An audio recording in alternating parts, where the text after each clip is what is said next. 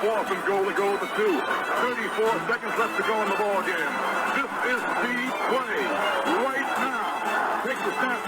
Targeted goes in. Targeted all alone. And the quarterback keeps. Wow, what a call. Nobody touched him.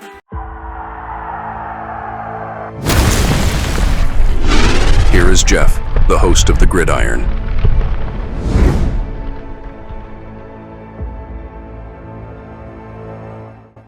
All right. Welcome to the Gridiron, baby. If you can give this video a thumbs up and maybe share this video, that would be absolutely freaking phenomenal.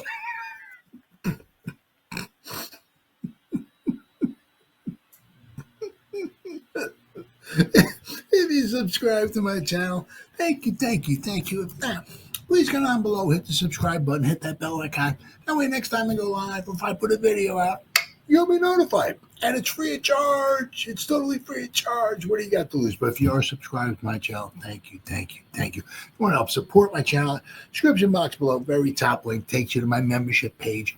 I got 3 different membership levels. Each one has their own little perks to them. So once again, if you want to help support my channel, it would mean so much to me. And I thank you in advance. Thank you. And then finally, just underneath that, there's another link. Takes you to my Facebook group. It's called the New York Giants, the Gridiron. It's my Facebook group. We have over 9,800 members in the group. It is doing simply marvelous, might I add. Basically, if I'm alive and breathing and if I got internet access, I am putting stuff in this group darn near 365. It's called the New York Giants, the Gridiron. It's my Facebook group. Please join it. You will not be dissatisfied. I promise. Well, guys, woo! It's just about that time. It's like the countdown to Christmas is here. It's all the waiting and done, everything. It's almost off and running, guys. It's gotta love it. Training camp is here. Tomorrow, everybody's supposed to show up, right? And then, obviously training camp and the preseason games. And I don't remember exactly what day it is, but, the Hall of Fame game will be here before you know it, right? That's their first official, whatever you want to call it, exhibition game or whatever, But it's on. It's on, guys. All that waiting and that. The new season is upon us. Now, of course, we have still, well over a month before that first actual game happens. But, the pads will be on. The guys will be popping. People will be popping each other and all that. All other things. There'll be contact, right? There'll be injuries. But, it's a lot of these, the fighting for certain positions and all that, some of them are, locked down. Others are, they got some stuff open, some positional battles be going on. So some of them, even the ones that are locked down, who's going to back the guy, who's going to be the 9/possibly 10, offensive linemen to make the roster. Who's going to be the wide receivers? Right after maybe the Fab 4 that we got. And so a lot of stuff needs to be answered. But it's really nice. That we got. We'll start having some type of meaningful football to go on, because a lot of it also is at least now there's a lot of open training camps, that to the public. So it means if the public's going to be there, obviously, that means the media will be there. So there'll be a lot of stuff that, be reported, talked about, and all and everything. So unlike in, mini camp and OTs and all of that, where, only so much was available to the public or the media. As once again, there's only so much you can tell, OTAs, and, because like the offensive lineman. You can't block or nothing like that. There's only so much you can do. Even the wide receivers catching passes, like the defensive backs, not allowed to touch the wide receivers. But so now, we'll get a good indication of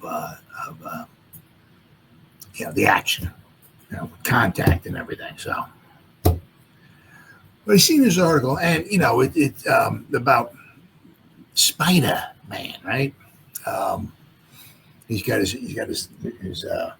shield and all. It says Spider and all that and everything. So, if this guy can stay somewhat healthy, I mean, last year was just unbelievable. I mean, yeah, Brian Barnes was just constantly one injury after the. I mean, there were so many, and the guy just kept playing.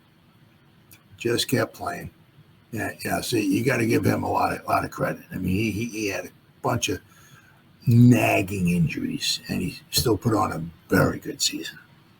But I saw this article here, and about Burns looking like a bargain. When we signed him, hey, we got the guy for 5 years. Obviously we got him for another 4. Let's hopefully we still have him for that long, right? But and just so we have him for 4 more, and just so happens to be that we got some guy by the name of Abdul Carter, quite possibly for 5. So, right. Now we picked up Kayvon's 5th-year option. I'm going to be talking about some contract years in a little later portion of our program here, because there's a lot of guys from that 2022 class who'll be fighting, right, for some contracts. But, we got Kayvon. Obviously, this is his 4th year. We picked up his 5th-year option, so we have him for at least 2 more years. And you would hope that the Giants picked up his 5th-year option. They do have some kind of inkling of re-signing the guy, for another 3 or whatever, So hopefully, right, we might have Spider, Abdul Carter, and Kayvon for a few more years, quite some time. So that'd be good. But I saw this, and you compare this like to what T.J. Watt signed for, and it's like, wow. I'm going to show some numbers here, like last year. The pressures that Burns got compared to the pressures that like T.J. Watt got, and Burns is a straight up bargain. Let me tell you what. Let me freaking tell you what. He is a bargain. But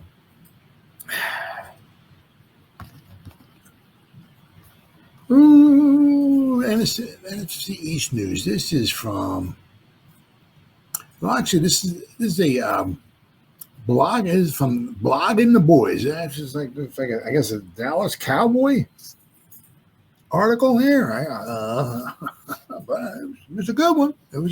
So they were, praising the Giants here. So all right, okay. We'll talk. We'll read off a article from the Blogging the Boys. So it says Brian Burns seems like a bargain for the Giants now. And, if you want to look at 28, I forgot what it was, 28.2. I know it says somewhere in the article, but 28.2, if you're looking at that as being a bargain, it's a bargain. The latest news from around the division. So they're talking about the Steelers blockbuster deal that they just did. Just flipped the script on Brian Burns' $141 million payday. This is from Matt Sidney of G-Men HQ. So I guess maybe G-Men HQ wrote this article, maybe, and the Steelers the Cowboys just are putting it on their website here. I'm not exactly sure, but what's up, buddy? A rising market makes the Brian Burns deal feel like a steal. It wasn't long ago that the Giants pulled off a blockbuster trade with the Carolina Panthers and handed Brian Burns a 5-year, $141 million extension. Time moves fast in the NFL, and it does. It does. Let's see. When the ink dried, Burns became the second highest paid edge rusher behind Nick Bosa, who landed a $170 million deal from the San Francisco 49ers 1 year prior. At the time, the reaction was mixed. Some saw it as a smart long-term investment because you also figure, you look at a 28.2, right? And it's like, but it's a 5-year deal. You go, 3 years, from the time he signs it, you go like 3 years, 4 years into the future, that's going to be a heck of a bargain. But I'm going to show you here in a minute why it's right, at least right now, compared to what TJ Watt's getting, why it's a real good bargain. Let's hope the guy can stay healthy and all of that, right? But the time the reaction was mixed. Some saw it as a smart long-term investment, locking down a top-tier pass rusher without breaking the bank. Others questioned whether Burns' production really justified that kind of money. But now that the dust has settled, hindsight is doing the Giants a favor. Burns' $28.2 million per year once raised eyebrows. Now it looks like a discount. After ESPN's, Hi, I'm Adam Schefter. I'm Shefty. After ESPN's Adam Schefter reported that TJ Watt reset the market with a jaw-dropping 3-year, $123 million deal, $41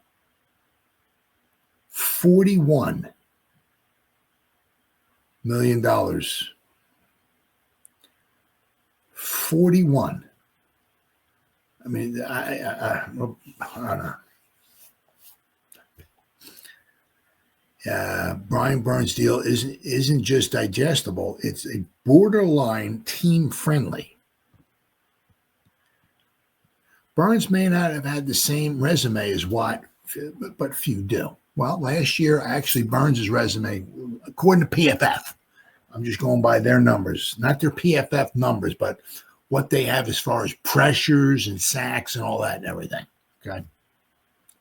Watt has the most sacks out of anyone over the past 5 seasons with 73.5. His 100. Could you imagine nowadays what Lawrence Taylor would be getting?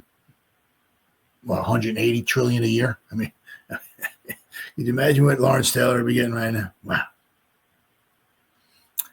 Watt has the most sacks out of anyone over the past 5 seasons with 73.5. His 108 career sacks below Burns' 54.5 out of the water. But at least Burns still has the youth on his side. Watt will turn 31 this upcoming season, while Burns turned 27 this past April. So 27, 28. So by the time Burns is in it, we have him till his 5th year, okay, of his contract. Burns will just have turned 30 and basically in April, and he'll be playing out that his 5th year of his contract, he'll be just 30 years old. Watt's talent is undeniable, but he has played with an objectively better defense. That's true, the defensive front, than Burns has both in Carolina and in New York. Now, I mean, at least now in New York, he does have sexy, but he has Kayvon, he has sexy, now he has Abdul Carter. But the tides could be turning quickly in the 27-year-old's favor. Over the past 2 off seasons, it's clear General Manager Joe Schoen is going back to Big Blue's Super Bowl roots by revamping and reinforcing the defensive line. Burns was already joined by Kayvon and Dexter in year 1, but year 2 offers much more support. Schoen signed free agent and Chauncey Golston early in free agency before adding Abdul Carter and Darius Alexander via the draft. Carter was the class's de facto best pass rusher, equipped with athleticism and been few players in the league possess. Alexander offers run-stuffing abilities with pass rushing potential, making New York's defensive line one of the most feared units. And of course, as I said, I mean, obviously year in and year out, the Steelers, their defensive line is always up there, always up there. They always have that good defense.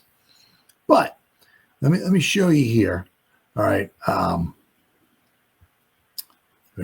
Share the screen. I'm going to I'll just show you the numbers here. All right. I got 74. There we go. Here's TJ Watts. Okay. I'll give you his numbers here. Okay. Now this is from last season. Okay. All right. Now take in mind, he played 1,000 snaps too. TJ Watt played 1,000. All right. And he had right here. This is the total pressures. He had 57 total pressures, total. Now, according to PFF, right?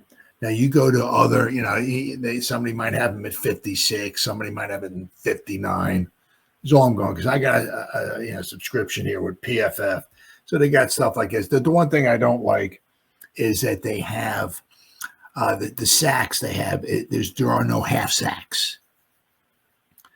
Right, so whatever he had like last year, I don't know if he had like 11 and a half sacks or whatever it was, but see here they got him at 12. So everybody has an even, there's no 6.5, not like everybody's an even number of sacks. So this number is usually wrong, but they credit him with 57 total pressures, and he had 1,000 snaps, 57 pressures, $41 million. Now, I'm not sure if they paid him,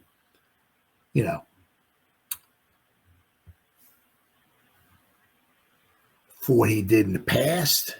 And say, well, he earned a 41, or, they're paying him for what he's doing in the future. I don't know. But he had, for $41 million. So I got like a cat and a dog here, and sometimes they got hair gets stuck to my face, and all I feel is this hair on my face. I'm trying to pluck it off. But for $41 million, they gave TJ Watt $41 million, 1,000 snaps, 57 pressures. Now, I don't know, to be honest, I don't know what TJ Watt, like his injury report, but he looked like he played like in every game last year. He played 1,000 snaps. He played more. I don't know, spoiler alert, he played more snaps, a lot more than Brian Burns did. Okay. So I don't know if, obviously you play one down in the NFL, during the regular season. So, everything's not perfect. I mean, you don't go into a game, play 50, 60 snaps or whatever, contact constantly every play, and you don't walk out of it with some little bump, without a bump and bruise. So, I mean, certainly not saying TJ Watt, the dude just gives it his all. So I'm not saying he certainly didn't have his nicks and bumps and bruises. Certainly not saying that. I mean, I said anybody, but you play 1,000 snaps. By the end of the season, you got some nicks and bumps and bruises and stuff. But I do know that from following the Giants every week, Burnsy was always, especially in training camp. I mean, the dude always had a groin. He always had something going on, always. And all I did each week was keep playing. Okay, so let me share my screen here, and I'll show you what Burnsy did. All right, let's see. That was TJ Watt. Okay, here's Brian Burns. All right, so this is last season. Okay, just last season. I'm not comparing seasons in the past. Like that. This is just the last season. Okay, so Brian Burns, $28 million. Okay, so he had 865 snaps. So TJ Watt had 135 or 137 or whatever it was more snaps. He had well over 130 more snaps than Brian Burns. Burnsy had 61 total pressures and 135 less snaps. If he had the same amount of snaps as TJ Watt had, he might have had 65 pressures or so, or whatever. So last year, right, Burns was 28 million, always had something wrong with him physically, right? 28 million, and he got 61 total pressures according to PFF. So I'm going by somebody else, I'd have him at 63 pressures. Somebody else might have him at 58. I mean, is all I'm going by, right? But in 135, 137 or so last snaps, he had 4 more pressures. Okay. And he's $13 million less per season. TJ Watt's 41 million. Burnsy is 28. So Burns is a bargain. And it says in that article too. every year. And I said, don't get me wrong. I mean, last year the Giants, had the good, Kayvon, Sexy, and Burns, right? Well, I said this year it should be even better, right? Bowen's got his work cut out for him. Bowen's under a lot of heat. I mean, we got some guys here, on contract years. Well, Bowen's are going to be another one, because I'll tell you what, if especially if Dable gets fired. I mean, if this defense does not do pretty good, right? There ain't no way in HEL double hockey sticks that a new head coach coming in is keeping Bowen if he can't get this defense to do good. So Bowen's under a whole lot of pressure. Let me tell you what. But the thing I say is now is like, where are you sliding the pressure to? Right? I mean, you got like 4 guys, right? Expectations for the first 4 weeks. Well, let's say, wow, the first 4. I think what do we got? What do we got? The Commanders, the Cowboys, is it the Chargers and the Chiefs? I think it is. Record Dart. Well, the things with Dart, see, that's going to be the interesting thing. I mean, when do they wind up? They're going to pull the plug on the season somewhere along the line. What's our record going to be? Because pulling the plug on a season, you get these guys all juiced up and everything like that, trying to go for a playoff, possibly playoffs, and you go like 10, 11 games into the season or something like that. You decide to like pull the plug. What they did, like with Eli, we were 9 games into the season, 2004, and they were 5-4. Actually, the Giants were 5-2. They lost 2 tough games. And they were 5-4, still in the playoff hunt, and they decided to pull the plug on the season and put Eli in there. And of course, Eli lost the first 6 games. We went from 5-4 to 5-10. Then they won the last game of the season. So that's tough. That's going to be a tough one. I mean, obviously the thing is, try to compete this year, be as best as you can, but also that one of the biggest things is got to get Dart in there to see, get him those snaps. I mean, the problem is, if you get Dart in there, there's a good chance, our record might wind up taking a hit, but those snaps will be so valuable to him, maybe going, into the next season. It's like, not saying Dart's going to be Eli, but you figure what happened with Eli, he got those snaps that was so valuable in 2004. And in 2005, we made the playoffs. 2006, we made the playoffs. In 2007, we won the Super Bowl. So I mean, those are so valuable. So that's going to be the tough thing. Are they going to pull a plug on the season, or do we have to be like 3-8 after 11 weeks or something like that to decide to pull the plug on a season? Or are they going to pull the plug on a season if we're like 5-5? That's going to be tough. But I mean, I'd be shocked if they don't get Dart in there. I mean, unless Wilson has us, playing really well, But I would be shocked if we don't get Dart in there somewhere along the line. The first 4 weeks, tell you what, we did pretty good against the Commanders last year. And we should have beat them. What was it? I don't know what it was. Week 3, whatever it was last year. If we actually had a kicker, we should have beaten them. Right? So one of these years, we got to beat the freaking Cowboys. I mean, I'm not impressed by them. One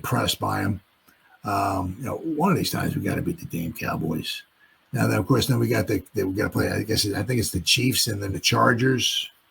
So I hate making predictions because every time I wind up drinking the Kool-Aid. Oh yeah, no, we should be pretty good.